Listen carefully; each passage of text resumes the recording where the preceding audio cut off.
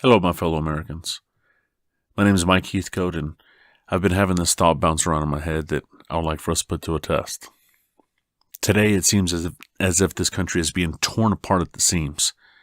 In some ways, it is. It definitely is. And it's also possible this is necessary for us to grow and to make this country great again, quote unquote.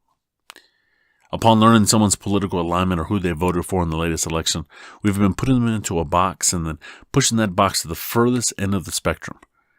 It's probably safe to say that we've all been guilty of this at one time or another. When tuning into any of our news stations, extremist groups and polarizing issues seem to be in a constant loop. Now, this is only further the narrative that America is at odds with each other.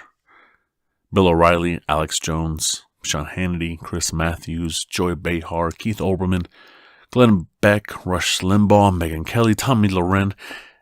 These could all be cartoon characters, the Looney Tunes, with the likes of CNN, Fox, MSNBC playing the role of Warner Brothers.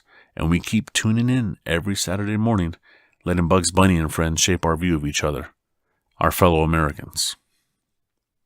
The drive-thru cashier at Chick-fil-A, your hairdresser or barber, your coworker, your teacher, your supervisor, your pastor, the construction workers, the bank teller, your brother, your sister, your dad, your mom. These are the people that I believe should be shaping our views of each other, our fellow Americans. Now, what kind of impact is social media and media in general having on how you feel and think about our country? Almost all media has fostered this extremist culture we're experiencing today. These extremes have rapidly made their way into the highest rungs of our political leaders. This was quite evident in our latest round of presidential candidates, Bernie Sanders, Hillary Clinton, and our eventual president, Donald. Washington, D.C. and Hollywood have never had so much in common. The extremes have been normalized. It's my belief that we're not as divided as we're led to believe, not in the extreme sense that our television programs, and I repeat, programs would like for us to believe. If you take away your Facebook, Twitter, Fox, CNN, etc., and base your perception of this country on your everyday interactions with actual human beings, you may not feel we're so divided.